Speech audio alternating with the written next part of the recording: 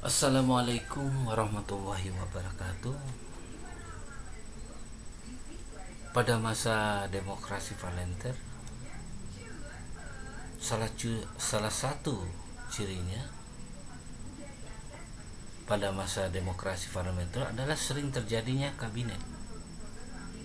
Mulai dari kabinet Nasir, kabinet Sukiman, kabinet Muldoko, kabinet Ali Sastro Amijoyo I, kabinet Burhanuddin Harahap, kabinet Ali, dan kabinet Ali Sastro Amijoyo II, dan kabinet Juanda. Mengapa sering terjadi pergantian? Karena adanya perbedaan kepentingan di antara partai-partai yang tidak pernah dapat terselesaikan dengan baik. Pada masa ini, sistem kepartaian diterapkan memang bersifat multipartai.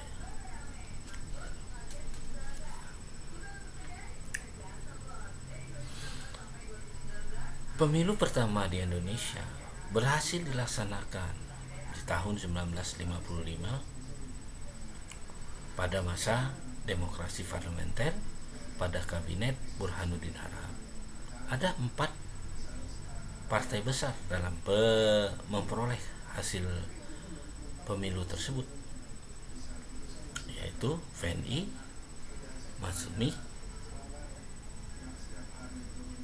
NU, dan PKI.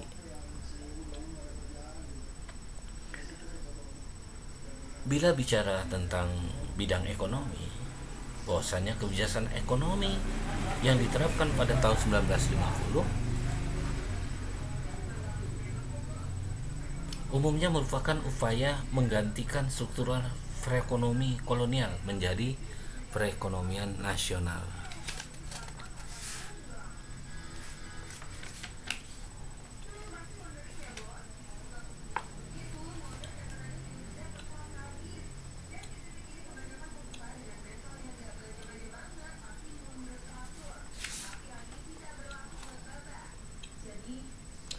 Anak-anakku sekalian, dalam bahasan ini ada beberapa tokoh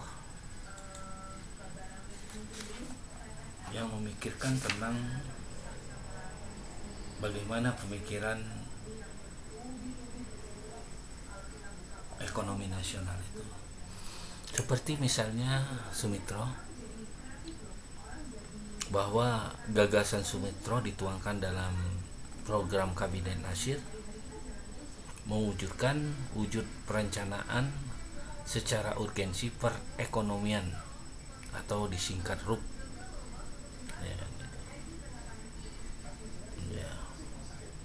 RUP ini kemudian dicanangkan menjadi program Benteng namanya. Program ini antara lain mencanangkan, artinya bertujuan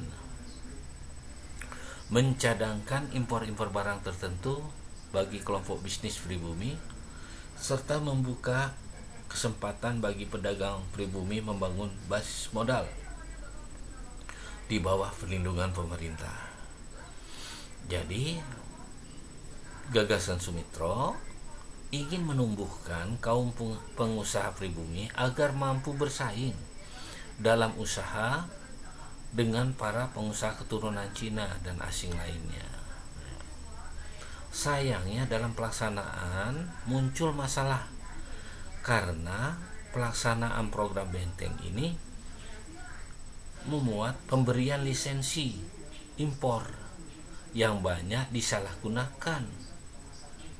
Mereka yang menerima lisensi bukanlah orang-orang yang memiliki potensi kewirausahaan tinggi, namun orang yang punya hubungan khusus dengan kalangan birokrat yang berwenang mendistribusikan lisensi dan kredit.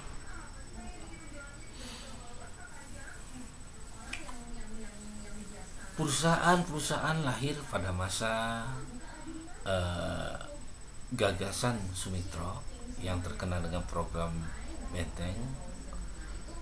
Perusahaan yang lahir antar kerjasama dengan warga keturunan, misalnya perusahaan Alibaba, untuk mewakili untuk mewakili kepentingan keturunan. Dalam menjalankan lisensi yang diberikan, ternyata banyak perusahaan-perusahaan Cina pribumi sesungguhnya hanya dicatut dalam perkembangan perekonomian selanjutnya.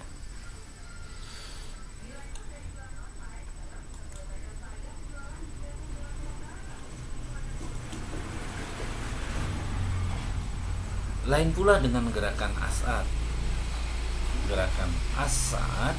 Gerakan memberikan perlindungan khusus bagi warga negara Indonesia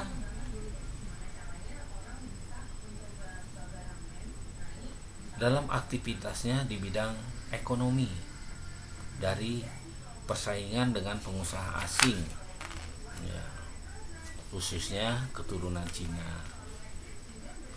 Dukungan pemerintah terlihat dari dikeluarkannya beberapa lisensi khusus kepada pribumi.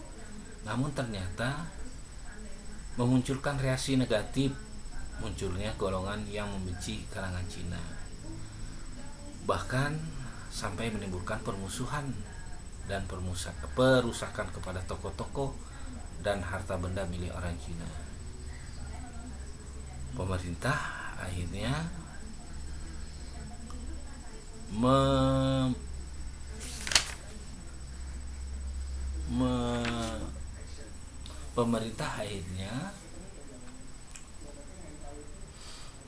menghentikan daripada gerakan As'ad ini. Gerakan As'ad mencegah monopoli pengusaha, majukan perekonomian. Sayang juga tidak berhasil. Pada pemerintahan Menteri Keuangan Syarifudin Prawira Negara, ya, Mr. Syarifudin, ya, pada tanggal 20 Maret 1950 sebagai Menteri Keuangan, Syarifudin Prawira Negara mengambil kebijaksanaan memotong uang dengan memberlakukan nilai setengah untuk mata uang. Dengan kebijaksanaan ini dikenal dengan istilah gunting Syarifudin.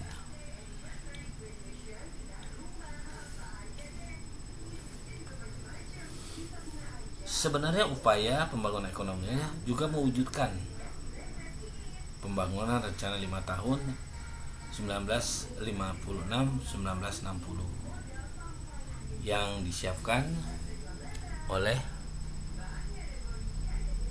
Kabinet Juanda.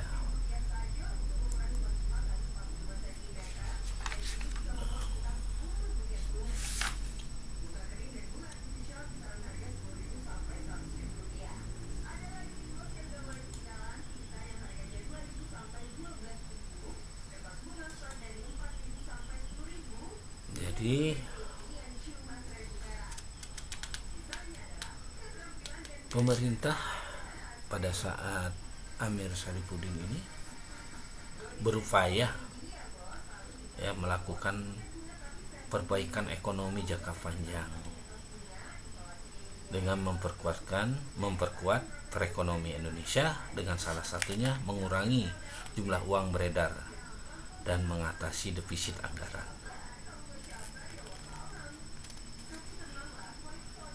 Berbagai usaha yang dilakukan untuk memperbaiki sistem ekonomi liberal pada saat itu, namun pada kenyataannya adanya pemerintah Indonesia yang menanggung beban ekonomi dan keuangan yang cukup berat, ya, karena terikat dengan konferensi meja bunar, yaitu meningkatnya nilai utang Indonesia, baik utang luar negeri maupun utang dalam negeri. Sedangkan permasalahan lainnya adalah struktur perekonomian yang diwarisi pemerintah kolonial masih berat sebelah. Nilai ekspor Indonesia pada saat itu sangat tergantung pada jenis hasil perkebunan. Yang awal kemerdekaan itu nilainya jauh sekali di bawah produksi. Itulah berbagai permasalahan yang dihadapi pemerintah Indonesia Belanda yang mencakup permasalahan jangka pendek dan jangka panjang. Akhirnya kita menyimpulkan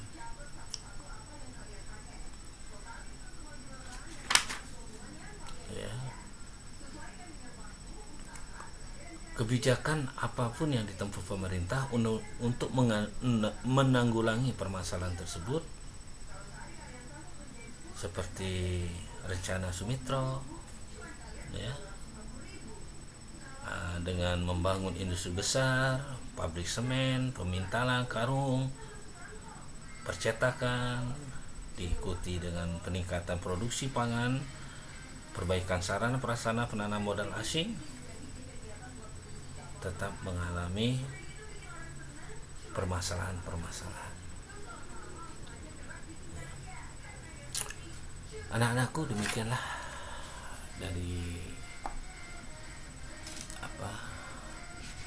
sistem perekonomian yang dibangun pada masa demokrasi parlementer atau demokrasi liberal. Semoga bermanfaat. Belajar yang rajin, baca literatur lainnya sebagai perbandingan daripada sumber belajar ini. Wassalamualaikum warahmatullahi wabarakatuh.